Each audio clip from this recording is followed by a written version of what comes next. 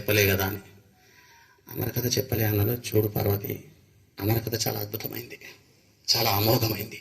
అటువంటి కథ వినడానికి చాలా యోగ్యత, చాలా భాగ్యము, చాలా చిత్తశుద్ధి కావాలి అన్నాను. అవి నాకు లేవు అని అడుగుతుంది అమ్మవారు. చూడు, ఇప్పుడు నేను నీతో గొడవ పెట్టుకోదలుచుకోలేదు, నువ్వు వింటా అంటే ఇప్పుడే చెప్తానన్నాడు. కూర్చున్న తర్వాత కథ చెప్పడానికి సిద్ధమైనండి. చూడండి, పరమాత్మ దగ్గర ఎవరైతే అమ్మవారి రూపంలో ఉంటారో ఒకరోజు ఆమె మాయ రూపంలో ఉంటుంది. నేను పరమాత్మకి పరిచయం చేసేది ఆమె, పరమాత్మ నుంచి దూరం చేసేది ఆమె. ఎప్పుడైతే పరమాత్మకి పరిచయం చేస్తుందో ఆమె మనకు తల్లి లెక్క అనిపిస్తుంది.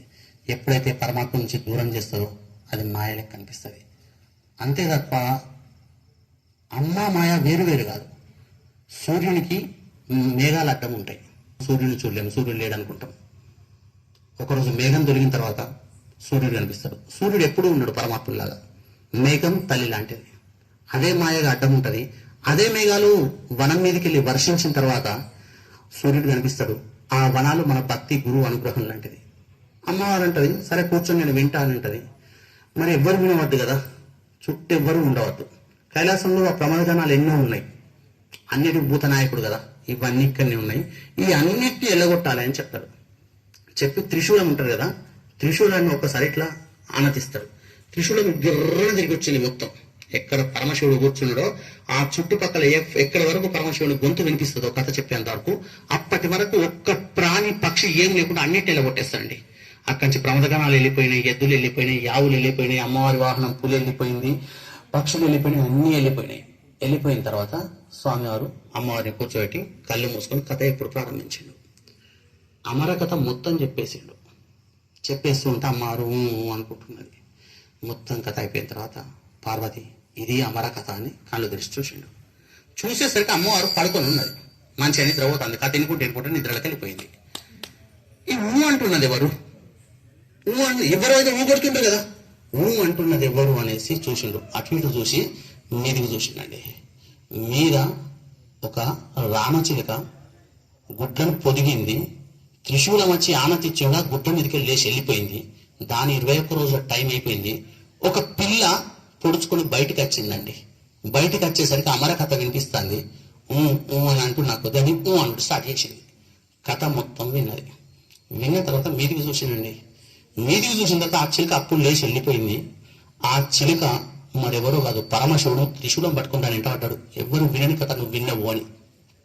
అంత కోపానికి వచ్చి దాని వెంట పడితే అది తిరిగి తిరిగి ఎవరి దగ్గర వచ్చి దాక్కున్నది అంటే వేదవ్యాసుని యొక్క భార్య కడుపు గర్భంలో దాక్కున్నది. శివుడు కోపం మీద కూర్చున్నాడు. వేదవ్యాసుడు అన్నాడు, నీ దర్శనం అవుడే కష్టం అంటే ఇంత కోపం మీద దర్శనం అయింది. వాడు బయటికి వెళ్తే నువ్వు చంపలేవు. వాడు అమరకథ విన్నాడు. అమరకథ విన్నాడు అమరుడు కావాలి కదా, మళ్ళా పోతే కథకు విలువ ఉండదు. అవునా? దొంగతనంగా విన్నావా అంటే వాడు విన్నది అమరకథ, నువ్వేం చేయలేవు ఇక అని 100 సంవత్సరాలు ఎదురు చూస్తాడు. ఎదురు చూసినాక వెళ్ళిపోతాడు. వెళ్ళిపోయిన తర్వాత వేదవ్యాసుని యొక్క భార్య బిడ్డను అంటది. ఆ బిడ్డ శుకబ్రహ్మ. అలాగానే పెరిగి పెద్ద అయిపోయి నేను వనాలకి భగవంతుని కథ చెప్పుకుంటానికి అని అట్లా వెళ్ళిపోయిన వాడు ఎక్కడ కూడా ఆవు పాలు పితికినంతసేపు నిలబడకుండా పరమాత్మని ధ్యానం చేసుకుంటాడు. ఎందుకు అంటే ఇక్కడ ఒక అర్ధగంట నిలబడితే నాకు దీని మీద మోహం వచ్చేస్తుంది అని. అటువంటి శుకబ్రహ్మ ఎక్కడ ఎవ్వరు ఆపిన ఆగకుండా పరమాత్మను ధ్యానం చేసుకునే పరబ్రహ్మ జ్ఞానం కలిగిన శుకబ్రహ్మ ఒక్క చోట కూర్చొని 7 రోజుల పాటు భాగవతం చెప్తాడు. ఎవరికి చెప్తాడు అంటే, పరీక్షిత్ అనే ఒక రాజు ఉంటాడు. రాజు కలి ప్రభావంతో ఒక ముని మెడలో పాము యొక్క శవం ఇస్తాడు, చచ్చిపోయిన పామును. ఆ పాము శవం ఇష్టం లేదు, ముని యొక్క కొడుకు శాపం ఇస్తాడు. ఏమని అంటే, వాడెవ్వడన్నా గాని రాజు నా తండ్రి మెడలో ఎవడైతే చచ్చిన పాము వేసిండో ఆ పాము వేసిన రాజు కరెక్ట్ 7 రోజులలో తక్షకుడు అనే పాము కటుకు చచ్చిపోతాడని శాపం ఇస్తాడు. శాపం ఇచ్చిన తర్వాత పరీక్షిత్తుకు అర్థమవుతుంది, అసలు నేను ఇట్లెందుకు పోయినా, ఇట్లెందుకు చేసినా, నేను ఒక రాజునయ్యుండి ఒక మునిని అవమానించవచ్చా, అవమానించరాదు కదా అని. అటువంటిప్పుడు కూర్చుంటాడు. ఇట్లా 7 రోజులలో ప్రాణం పోక తప్పది. ప్రాణం పోయే ముందు వినవలసిందేంటి, తెలుసుకోవాల్సిందేంటి, ప్రాణం అంటే ఏంటిది, ఆత్మ అంటే ఏంటిది, అసలు నేను ఎవరు, ఎక్కడి నుంచి వచ్చినా, నా తండ్రి ఎవడు, ఇవి మొత్తం నాకు చెప్పేటోడు ఎవడు అని అడిగితే అప్పుడు వస్తాడు శుకబ్రహ్మ. ఎప్పుడైతే నువ్వు తెలుసుకోవాలని అనుకుంటున్నావో 7 రోజుల్లో నీకు భాగవతం చెప్తాను, భాగవతం అంటే పరమాత్ముని కథ కాదు, పరమాత్ముని భక్తుల కథలు. పరమాత్మునికి తన కథ చెప్పడం కంటే తన భక్తుల కథలు ఎవరు చెప్పుకుంటుంటారో అక్కడ పరమ ప్రీతి ఉంటుంది. ఎక్కడ రామాయణం చెప్పబడుతుంటుందో అక్కడ శ్రీ హనుమ ఖచ్చితంగా విరాజితుడై ఉంటాడు. అట్లా భగవంతుడు తనని ఎవరెవరు ఎట్లెట్ట కొలిచిండ్రు ఆ కథలన్నీ 7 రోజుల్లో చెప్తారు. ఆది సోమ మంగళ బుధ గురు శుక్ర శని ఈ 7 రోజులు ఉన్నాయి లోకం మొత్తం మీద. ఎన్ని సంవత్సరాలకైనా ప్రాణం ఎప్పుడు పోతుంది అంటే 7 రోజుల్లో పోతుంది. కానీ ప్రాణం అనేది శరీరాన్ని వదిలి మాత్రమే పోతుంది. అపారమైన చైతన్యము ఆత్మ అనేది ఒకటి ఉంటుంది, అది ఎప్పటికీ నిలిచి ఉంటుంది.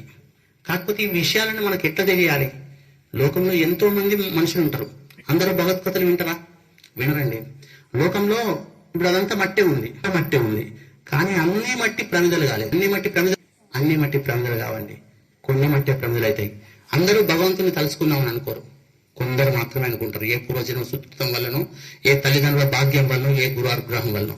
ఒకవేళ తెలుసుకున్నప్పటికి కూడా ప్రతి ప్రమిదలో నూనె అనేది పోయారు.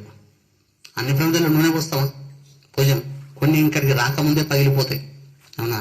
ఆ ప్రమిదలో నూనె అన్నది భక్తి. ప్రతి ఒక్కరికి భగవంతుడి మీద భక్తి కుదిరినప్పటికీ సత్సంగం అనేది 10 మంది కూర్చొని చెప్పుకునేది అది వత్తి లాంటిది. వత్తి ఉంటుందా?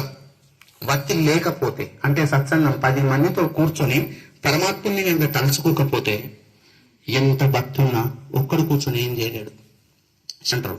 సత్సంగత్వే నిస్సంగత్వం, నిస్సంగత్వే నిర్మోహత్వం, నిర్మోహత్వే నిశ్చలతత్వం, నిశ్చలతత్వే జీవన్ముక్తి. సత్సంగత్వం మంచి కథలు విన్న తర్వాత ఇంకేం వినాల్సిన అవసరం ఉండదు. మళ్ళీ ఇంటిపై కుంకుమ భాగ్య సీరియల్, మమత అనురాగాలు సీరియల్ చూడాల్సిన అవసరం ఉండదు. తెలుసుకోవాల్సిందండి పరమాత్మ మీద. అది తెలుసుకున్న తర్వాత ఇంకేం తెలుసుకోవాల్సి ఉండదు. నిర్మోహత్వం దేనికి దారి అంటే నిశ్చలతత్వం. ఇంకెవ్వరి మీద మీరు ఏం చెయ్యండి, చిత్తం పరమాత్మ మీదనే ఉంటది. సత్సంగత్వే నిస్సంగత్వం, నిస్సంగత్వే నిర్మోహత్వం. నాకు బండి కావాలి, కారు కావాలి, ఇంకేదో కావాలి, ఏం కావాలని ఉండదు. పరమాత్మని మాత్రమే తెలుస్తుంటాం. ఎప్పుడైతే ఏది కావాలని ఉండదో, దేని మీద మనసు పోకుండా నిశ్చలంగా నిలబడుతుందో అప్పుడు పరమాత్మ ప్రకాశిస్తాడు. మొత్తం అటు ఇటు పారే నీళ్ళలో లోపలేముందో కనబడదండి, నిశ్చలంగా ఉన్న నీళ్ళలో మాత్రమే లోపలేముందో తెలుస్తుంది. గిన్ని ఆలోచనలు మనకు అడ్డం వస్తూ ఉంటే దాన్ని తెలుసుకోవడం కష్టమవుతుంది. కేవలం సత్సంగం వేసినంత మాత్రాన్ని జీవితం అయిపోయిందా? అయిపోలేదు. మీరు ప్రమిద కావాలి, దాంట్లో నూనె ఉండాలి, దాంట్లో భక్తి వేయాలి. సత్సంగం అనేది పరమాత్మని నుంచి మనం తలుసుకోవాలి. నిత్యం తెల్లారులేస్తే పరమాత్మని తెలుసుకోవాలి, తెల్లారులేస్తే పరమాత్మని తెలుసుకోవాలి. ఏ పని చేస్తున్నా తెలుసుకోవాలి. ఇది మనకు కొత్తగానే మన తల్లిదండ్రులు మన పాతకాలాన ఇది బాగా తెలుసు. కూర్చొని లేస్తా అంటే మా అమ్మ రామా నీదయ అనుకుంటే లేస్తారు, అవునా? ఒక్క మాట వేస్తే బయటకు పోతే శ్రీరామ రక్ష అని పంపుతాడు. ఎటువంటి అడుగు తీసి అడిగిస్తే భగవంతుని తలుసుకొని మనం ముందు తరాలు చెప్పుకున్నాయి. మనకేందో ఒక రకం తరం వచ్చింది. సెల్ ఫోన్లు, టీవీలు ఇవన్నీ రావడం వల్ల ఏమైపోయిందంటే ఇదంతా భ్రంశం అయిపోయింది. ఇటువంటి మొత్తం అయిపోవడం వల్ల ఏమైంది అంటే మన దృష్టి పరమాత్మ నుంచి దాటి వచ్చింది. ఎప్పుడైతే సత్సంగం అనేది వేసి మనం పరమాత్మ నుంచి జిజ్ఞాస చేయడం, పరమాత్మ నుంచి చేస్తామో అప్పుడు పరమాత్మ మన గురించి ఆలోచన చేస్తాడు.